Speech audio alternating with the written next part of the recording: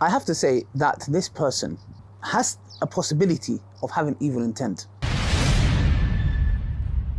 To speak with confidence like these amazing personalities, every single one of these amazing speakers have taken the same program with brother Mohammad Arshad. Mohammad Arshad has helped develop all of us. It's extremely beneficial to do this course. Definitely recommend this course. Assalamu alaikum wa rahmatullahi wa barakatuh, brothers and sisters and dear friends. I have to say that this person has a possibility of having evil intent. This person could have a possibility of having nifaq. This person doing these actions, can it be truly for the sake of Allah? There's possibilities it can, and there's possibilities it can't. It's a 50-50 matter. I'm not talking about Omar Suleiman, Ustad Omar Suleiman.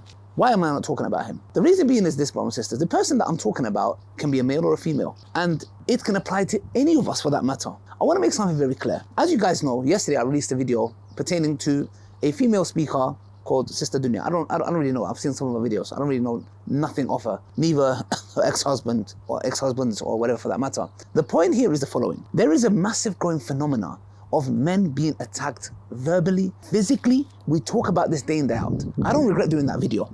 Even though some brothers, which I love, may Allah bless them and honor them, I do take the advice that in the sense where, you know, I should take the video down. I'm still consulting. I do not believe I should. But if that changes, if I have wronged anybody, be it Sister Dunya for that matter, be it anyone for that matter, I will publicly repent, apologize and take the video down until I do that. But at the moment, me and Mohammad Arshad are preparing for a big debate. So I am focusing on that. But I wanted to do this video because the video that I did about Brother Suleiman, who is married to Sister Dunya, the video, the evidence were, like, to me, was very clear. There's of course two sides to the story, and the first story comes up, I would make that public as well. But from what I saw and personal experience that I know, for a female speaker who uses foul language like the F word, for a speaker to be accusing people of certain things but do not call the police, and certain voice recordings which should not be released, by the way, because they were private. But at the end of the day, I want this video specifically about Omar Suleiman. A lot of people, look, you need to understand something. I have my differences with a lot of people. Well, I would say a lot of people, a couple of people, yeah? And some of them have backstabbed me, literally backstabbed me. Now, I can't come out one day and imagine something comes out about them, and that argument says somebody's accusing them of zina, or somebody's accusing them of theft, or this, that, and just because they have backstabbed myself, I jump on the bandwagon and go, yeah, I knew it. This is insincerity. I would say no. I would defend their honor. Yes? Even if it's Brother Sajid, yeah, who outright backstabbed. When we are dealing with enemies in the front line, he backstabbed with no qualifications to his armchair. And many other people I don't want to name. But I can't be unjust, yes, and question their sincerity. I have never ever questioned their sincerity. I don't want to mention the individuals by name. Why? Brothers, there's people coming out and saying outrageous stuff. Wallahi, saying stuff like, I've heard, like for example, which I'm going to come to my discussion with Ustad Omar Suleiman. I spoke to him, yes, and when it comes to the matter of Salman accusing him that he wanted to be quiet because, you know, the community will attack, etc. There is no evidence to that, number one. Number two, before people come and say, you know, yeah, I've just because I have Danny Hakikachu's number. I speak to him regularly. He helps me with a lot of stuff.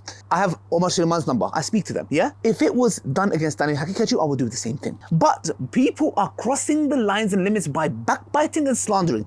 Just because you disagree on something, no problem. What these brothers disagree with when it pertains to the American Dawah and the Imams, etc., I believe there are valid points. I do not disagree with that. There are valid points, there's valid criticism, and we enjoin the good and forbid evil, but we should do private nasihah, and after that, the public nasihah has to be done if the actions that are being done is in public. However, nobody has a right to go and start accusing them of, oh, for example, if they speak like this in public, imagine what they do. La, this is slander. This is a slander. This is an accusation. Imagine me coming and saying, oh, if this brother did this, therefore imagine what he does in the private. You can't say that. You are not allowed to say that. That is haram. How does that fall into the guidelines of the Sharia? That you are accusing an individual that if they are doing something that you deem not appropriate, argument sake. For example, we have the Bitter Truth show. Yeah, some people, unqualified individuals, yeah, that need to go out pay for their Medina fee if they can go back and study. Yeah, simple principles. Yeah, they deem that we are free mixing our Bitter Truth show, which is bring me evidence. Yes, there is no evidence. Yeah, unless you hold an opinion, that's calm. But to say that is the opinion. So if people come and say, oh, imagine if they're free mixing and sitting sitting on sofas opposite sisters, imagine what they're doing when the camera's off. Imagine what they're doing when this is a slander.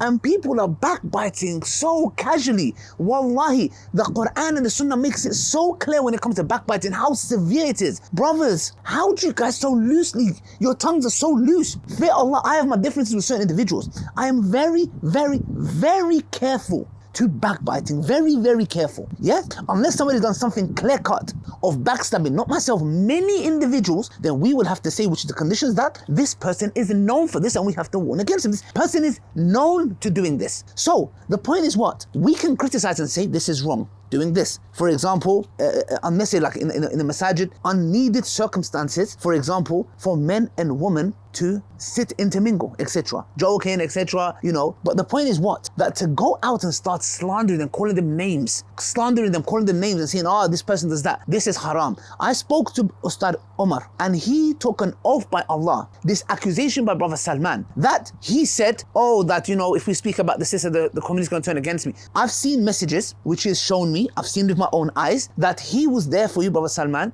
to the best to his ability. You need to understand, as individuals who are in the public sphere, I wish I was Superman that can help everybody. And some people have a go at me, oh brother, I messaged you, you didn't message back. Brother, I'm not Superman. I've got my family to look after. I'm trying to save myself. The point is, understand that. To accuse him and make it seem, and this whole nikah thing contract that he was on, it was fake. Yes, it was outright fake. Okay, he didn't do that. He's made a very clear and token oath by Allah subhanahu wa ta'ala that he's had no communication, yes, with sister, like saying 6-7 years ago or something like that, for that matter. So we need to be very, very careful to jump on the bandwagon. I know a lot of people are going to be watching this and thinking that I'm going to be attacking Omar Suleiman. Look, whoever it is for that matter, if it's Daniel Hakatu's honor, I will defend it. If it is Sajid's honor, I will defend it. Okay, whoever it is, unjustly being accused and slandered is haram. And we need to be very careful, brothers and sisters, to jump on the bandwagon. Omar Suleiman is not perfect, neither am I. He's made mistakes. We are human beings. We make mistakes, and the best of sinners are those who repent. So how could people hold something against an individual when he has repented? He's changed it. He's made videos vocalizing himself when it comes to the LGBTQ issue. Yes, he's not perfect. He might make many other mistakes. So do I, so do you. Imagine I stuck to your mistake that you've done and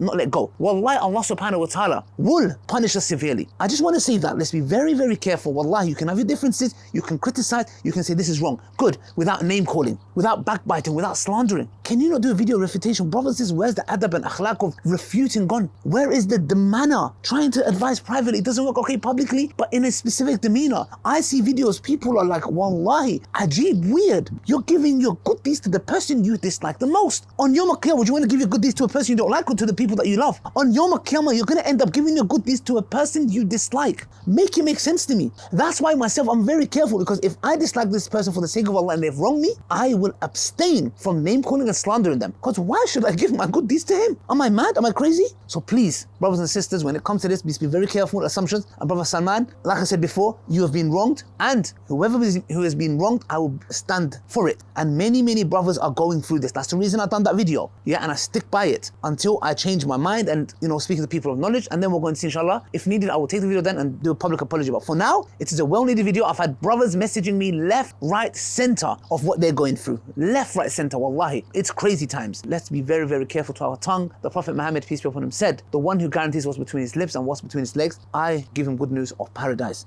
Do not let these lips cause you to destruction, inshallah. Like one scholar said, I have never regretted being silent, but many times I've regretted speaking. Assalamu alaikum wa rahmatullahi wa barakatuh.